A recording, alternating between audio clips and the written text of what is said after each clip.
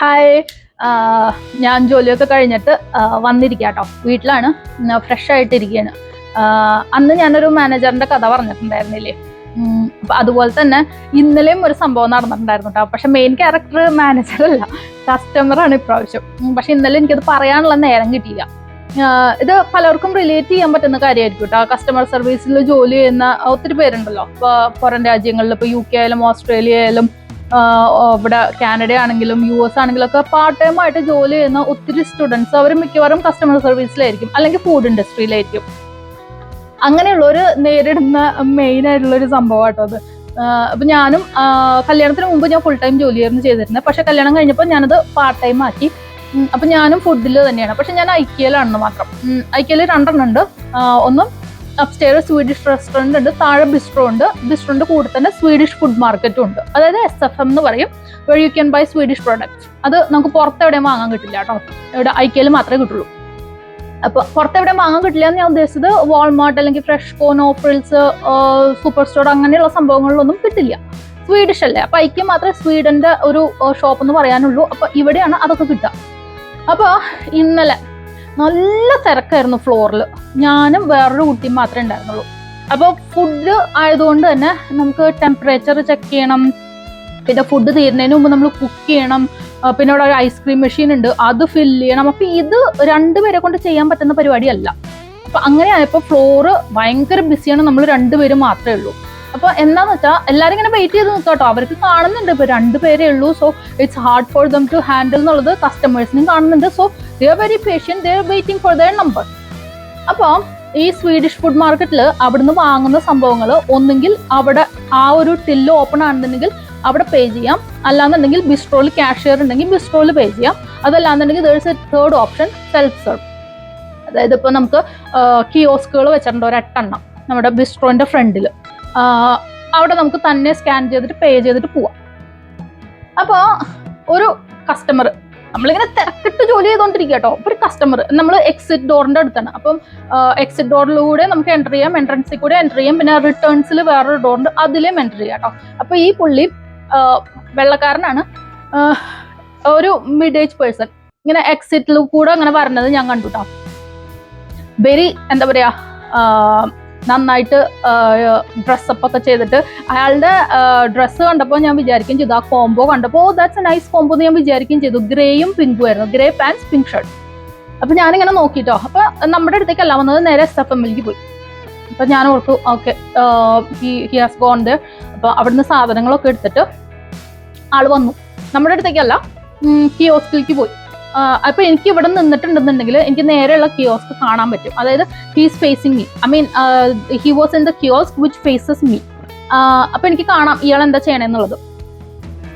ഇയാൾ സ്കാൻ ചെയ്തു, എല്ലാം ചെയ്തു, കുറച്ചു നേരം അവിടെ നിന്നു. പക്ഷെ എനിക്ക് എപ്പോഴും കണ്ടിന്യൂസ് ആയിട്ട് നോക്കാൻ പറ്റില്ല, കാരണം I have to do this to.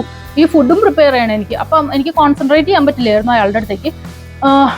അപ്പോൾ എന്താ സംഭവം എന്ന് വെച്ചിട്ടുണ്ടെങ്കിൽ, ഇപ്പൊ നമ്മൾ ആമസോണിലോ, നോഫ്രിൽസിലോ അല്ല, ഫ്ലിപ്കാർട്ടിലോ, മിന്ത്രയിലോ, മീഷോയിലോ ഒക്കെ ഓർഡർ ചെയ്യുമ്പോൾ എന്താ ചെയ്യുക, നമ്മളൊരു സാധനം ചൂസ് ചെയ്യുമ്പോൾ അത് പോണത് എവിടേക്ക്, കാർട്ടിലേക്ക്. You can see how many items you have choose in the cart.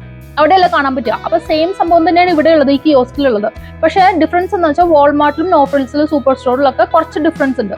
അവർക്ക് ഫുഡ് ഐറ്റംസ് ഒന്നും കാണിക്കില്ല, നമ്മൾ സ്കാൻ ചെയ്യുന്നത് മാത്രമേ കാണിക്കുള്ളൂ. പക്ഷെ നമ്മളുടെ കിയോസ്കിൽ ബിസ്ട്രോ ആയതുകൊണ്ട് തന്നെ ആ കിയോസ്കിൽ ഫുഡ് ഐറ്റംസും കാണിക്കും. പക്ഷെ there is an option, താഴെ ഇങ്ങനെ കാണിക്കും കാർട്ട് എന്ന് പറഞ്ഞിട്ട്. അതിൽ എത്ര ഐറ്റംസ് സ്കാൻ ചെയ്തു, 1 ആണോ 2 3 4 how many items you have scanned, അത് കാണിക്കും.